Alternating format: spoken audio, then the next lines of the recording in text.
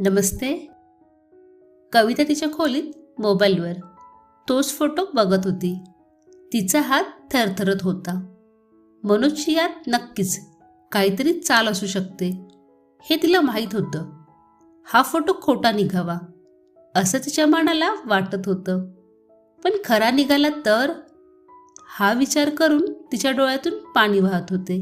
Photo बघताना तरी खोटा वाटत नव्हता, पण त्याबद्दल इतर कोणाला विचारायची तिला हिंमत होत नव्हती.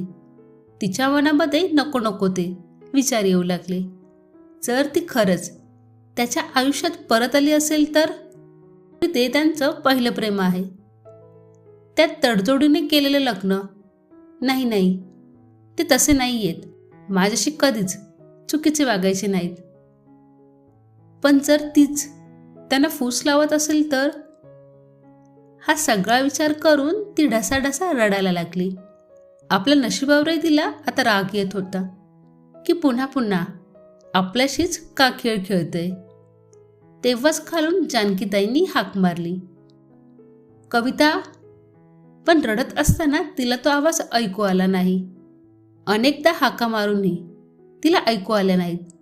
तेव्हा जानकीताईंना बरं वाटलं नाही, कारण कविता कधीच कोणीही हाक मारल्यावर ती ऐकून न ऐकल्यासारखी करायची नाही. आपल्या मनाची शंका दूर करण्यासाठी त्या वरती खोलीत गेल्या आणि त्यांनी कविताला रडत असल्याचे पाहिले. आणि मग त्या घाबरल्या आणि म्हणाल्या, काय झालं कविता, का रडतेस? त्यांना पाहताच ती त्यांच्या गळ्यात पडून रडू लागली. जानकी त्यांच्या मनात समरसोबत काही वाईट नाही ना घडले अशी शंका आली. कवितेला असं रडताना पाहून त्या म्हणाल्या, काय झालं कविता, समर ठीक आहे ना? ती रडत म्हणाली, आई ते ठीक आहेत. मग काय झालं, तू काही सांगशील का की फक्त रडत राहशील? जानकीताईंनी आधी तिला प्यायला पाणी दिले आणि मग तिला गप्प केले आणि म्हणाल्या, आता नक्की काय झालंय ते सांग. कविताने मनोजने जे काही सांगितले आणि मग तो फोटो दाखवला. फोटो पाहून जानकीताईंनाही धक्का बसला. सुरुवातीला त्यांचा विश्वास बसला नाही, पण पुन्हा पुन्हा फोटो पाहिल्यावर त्यांना तो खरा वाटला आणि मग त्यांना राग आला. कविता, समर परत जर त्या निर्लज्जशी नातं जोडत असेल यावर माझा विश्वासच बसत नाहीये, कारण तो तिचा खूप तिरस्कार करतो. पण तरीही हे सर्व खरं असेल तर यावेळी मी त्याला माफ करणार नाही आणि आपल्या सगळ्यांच्या आयुष्यातून त्याला काढून टाकीन. तेवढ्यात मागून आवाज आला, मग याने काय होणार? दोघींनी मागे वळून पाहिलं तर बाबा दारात उभे होते. त्यांना पाहून कविताला काळजी वाटू लागली आणि मग बाबा आत आले. माफ करा, मी तुमच्या दोघींचं बोलणं ऐकलं आहे, पण मी इथून जात होतो आणि कविताच्या रडण्याचा आवाज ऐकून तिथेच थांबलो.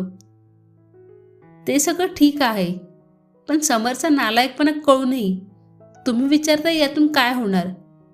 जानकीताई म्हणाल्या, हो जानकी, सुनबाई सध्या अस्वस्थ आहे, पण तू शांत डोक्याने विचार कर. आपला मुलगा असं काही करू शकतो का? फोटोत जे दिसतंय ते अर्धसत्य पण असू शकतं.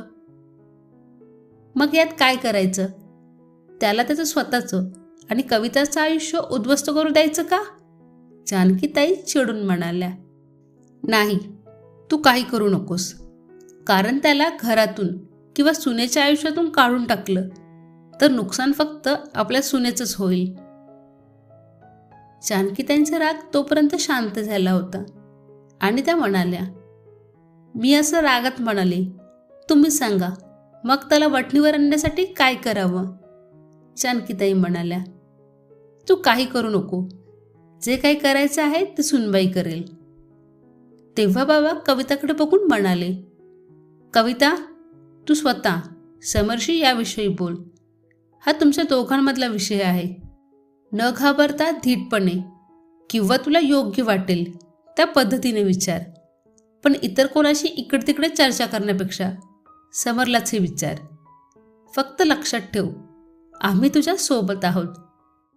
तसे मला माझ्या मुलावरही विश्वास आहे.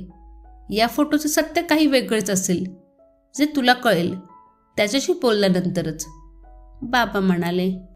कविताला बाबांकडून धीर आला आणि तिने हो बाबा म्हणत त्यांच्याशी सहमती दर्शवली.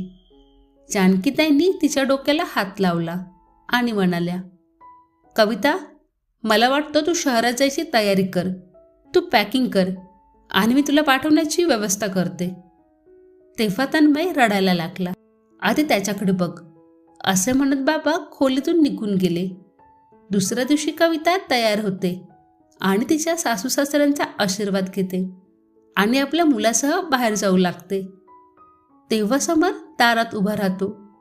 समरला अचानक समोर पाहून कविता आणि आई बाबा दचकतात. कविताच्या हातातून तन्मय समरकडे जाण्यासाठी ओढ घेत होता. समर त्याला आपल्या कुशीत घेतो. जानकीताई कविताला सामान्यपणे राहण्याचा इशारा करतात. तू न कळवतास आलास, बाबांनी विचारले. ते ऐकून समर हसला आणि म्हणाला, आता माझ्या घरी यायला पण कळवावं लागेल का? त्याचे असे उत्तर देणे बाबांना आवडले नाही. त्यांनी त्याच्याकडे रागाने पाहिले.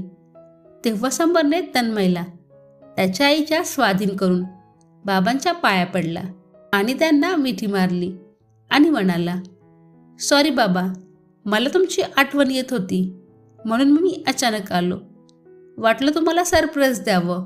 बरं म्हणत बाबांनी मान हलवली.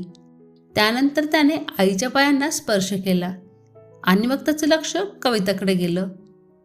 तू कुठेतरी जात होतीस का? तयार दिसतेस. ही बॅग कुठे चालली आहेस का? समर म्हणाला, कुठे नाही. असे म्हणत ती आत गेली. तिला आपल्या भावनांवर ताबा ठेवता येत नव्हता. मग समरने आईला विचारले, काय झालं हिला? काही नाही, ती तुझ्याकडे येत होती, पण तू स्वतः आलास हे बरं झालं. नाहीतर ती तिथे पोचली असती आणि मग तू इथे आला असतास तर गडबड झाली असती. त्यामुळेच बाबा सांगतायत कळवत जा. अच्छा, तर ती गोष्ट आहे. पण तुम्ही लोकांनी पण मला फोन करून सांगायला हवे होते ना की तुम्ही कविताला पाठवताय. तुम्ही मला सांगितले नाही, समर म्हणाला. पाठवल्यावर आम्ही तुला कॉल करणारच होतो. ठीक आहे, मी चहा बनवते, तू हातपाय धुवून घे. समरने फ्रेश होऊन चहा घेतला. आई बाबा त्याच्याशी लहान सहान गोष्टींवर बोलत राहिले. तो तन्मयशी खेळत इकडच्या तिकडच्या गप्पा मारत होता. आई स्वयंपाकाची सगळी कामं एकटीच करत होती आणि कविता तिच्या खोलीत होती हे त्याच्या लक्षात येत होतं. समरला संशय येत होता, काहीतरी गडबड असल्याचं. कारण एरवी कविता यावेळी जेवण बनवण्यात व्यस्त असायची. तिने कधीच आईला स्वयंपाकघरात एकटीने काम करून दिले नाही. आई चहाचा कप ठेवू लागली. तेव्हा समरने विचारले, काय झालं आई? कविताची तब्येत ठीक नाही आहे का? तू स्वयंपाकघरात एकटीच आहेस? नाही, काहीच नाही. ती कपडे बदलाय गेली आहे ना. असो, नेहमी तीच तर बनवते. आज मी बनवलं तर काय झालं? जानकीताईच्या बोलण्याने समरने उत्तर दिले. हो ठीक आहे. थोडा वेळ बोलून तो त्याच्या खोलीत गेला. जानकीताईंनी जाणून बुजून तन्मयला आपल्याजवळ ठेवले, जेणेकरून कविताला तिचे मत मांडण्यात कोणताही अडथळा येऊ नये. समर रूममध्ये पोहोचला तेव्हा त्याला कविता बेडवर तोंड खुपसून पडलेली दिसली. तो गेला आणि तिच्याजवळ बसला आणि म्हणाला, कविता, काय झालं? तू इथे येऊन अशी का पडलीयस? कविताने काहीच उत्तर दिले नाही. तिचे रडणे ऐकून समर घाबरला. काय झालं? रडतेस का? काय झालं? असे म्हणत त्याने कविताला उठवले. कविताला बाबांचा सल्ला आठवला. त्यांनी तिला समरशी कठोरपणे बोलायला सांगितले होते, पण ती भावनिकदृष्ट्या कमकुवत होत होती. मग तिने आपले अश्रू पुसले आणि किंचित कडक शब्दात म्हणाली, मला तुम्हाला काही विचारायचे आहे. त्यावरती समर म्हणाला, हो विचार. ती तुमच्या आयुष्यात परत आली आहे का? समरला कविताकडून अपेक्षा नव्हती की ती काव्याबद्दल असे काही विचारेल. त्यामुळे कविता कोणाबद्दल विचारतीये हे त्याला समजलं नाही आणि मग त्याने पुन्हा विचारले, कोण? तुमची पहिली बायको, काव्या. कविताने न डगमगता काव्याचे नाव विचारले. तेव्हा समरला धक्काच बसला आणि म्हणाला, काव्या? हो, काव्या.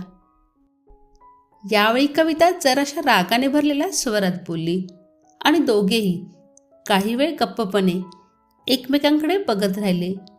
मग समरने आपले मौन तोडले आणि म्हणाला, तुला हे कोणी सांगितले? काव्या माझ्या आयुष्यात परत आली आहे?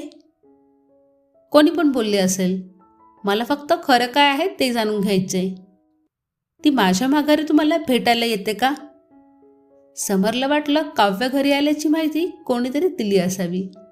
खोटं बोलून काही उपयोग नाही, म्हणून तो एक दीर्घश्वास घेत म्हणाला, हो, आली होती.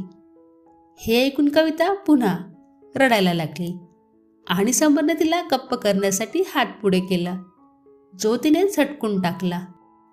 मी तुमच्यावर किती विश्वास ठेवला आणि तुम्ही हे फळ दिलं? कविता उदासपणे म्हणाली. अरे कविता, तू तर हद्दच केलीस. ती एकदाच घरी आली होती, तेव्हाच मी तिला घरातून हाकलून दिले. फक्त तिच्या एकदा येण्याने तू मला विश्वासघातकी समजशील हे तर खूप चुकीचं आहे. अच्छा, फक्त एकदाच भेटली आहे? असं म्हणत कविताने बेडच्या डोक्यावर ठेवलेला मोबाईल उचलला आणि त्यातला फोटो दाखवत समरला म्हणाली, मग हे काय आहे, बोला. फोटो पाहिल्यानंतर समरचीही तीच प्रतिक्रिया होती जी कविता आणि जानकीताईंनी पहिल्यांदा फोटो पाहिल्यावर दिली होती. समरला त्या दिवसाचं दृश्य आठवू लागले, जेव्हा काव्या त्याला भेटायला त्याच्या ऑफिसच्या बाहेर आली होती. तो फोटो क्लिक झाला तेव्हा त्याला तो भ्रम झाला असे वाटले होते, पण तो भ्रम नसून तो एक प्लॅन होता हे त्याला आत्ता समजू लागले होते. त्याने लगेच विचारले, तुला हा फोटो कोणी दिला? त्याने काय फरक पडतो, मला तुम्ही फक्त एवढंच सांगा, हे काय आहे आणि तुम्ही माझ्याशी खोटे का बोलत आहात? कविता, मी खोटं बोलत नाहीये. तू जे समजत आहेस ते चुकीचं आहे. हा फोटो म्हणजे षडयंत्र आहे. कोणीतरी आपल्याशी खूप घाणेरडी मस्करी करतोय. म्हणूनच मी विचारतोय, तुला हा फोटो कोणी दिला ते सांग, तरच मला समजेल की हे कोण आणि का करत आहे. तो फोटो जरी कारस्थानासाठी म्हणून काढला असला तरी तो खरा आहे ना. तुम्ही काव्यासोबत असेच तर होता ना. असं म्हणत ती पुन्हा रडू लागली. नाही कविता, त्या दिवशी ऑफिसच्या बाहेर तिने जबरदस्ती मला मिठी मारायला सुरुवात केली. नाही, पुरुषांच्या संमतीशिवाय कोणतीही स्त्री असं करू शकत नाही, कविता म्हणाली. मग तुझा माझ्यावर विश्वास नाहीये? समर थोडी नाराजी दाखवत म्हणाला. हो, नाहीये विश्वास, कारण तुमचं माझ्यावर प्रेमच नाहीये. तुम्ही तर मजबुरीने माझ्याशी लग्न केलं. तुम्ही तिच्यावर प्रेम करत होतात ना. कविता, तुला कोणी सांगितलं की मी फक्त तुझ्याशी तडजोड केली आहे? मी कबूल करतो की आधी मी तिच्यावर प्रेम करत होतो, पण त्या प्रेमाचं रूपांतर द्वेषात केव्हाच झालं आहे. आता मी फक्त तुझ्यावर प्रेम करतो. समरने कवितेला जवळजवळ रागानेच तिचे दोन्ही हात गदागदा हलवत सांगितले. त्याच्या तोंडून स्वतःवरच्या प्रेमाचे भाव ऐकून कविता थोडा वेळ त्याच्याकडे काळजीपूर्वक पाहत राहिली. आज पहिल्यांदाच समरच्या तोंडून हे वाक्य ती ऐकत होती. तर मित्रांनो, उर्वरित कथा ही पुढील भागामध्ये येईल. तर हा भाग तुम्हाला कसा वाटला हे कमेंटमधून जरूर सांगा. आणि अजून तुम्ही चॅनलला सबस्क्राईब केलं नसेल तर प्लीज सबस्क्राईब करा. कथा पाहण्यासाठी खूप खूप धन्यवाद.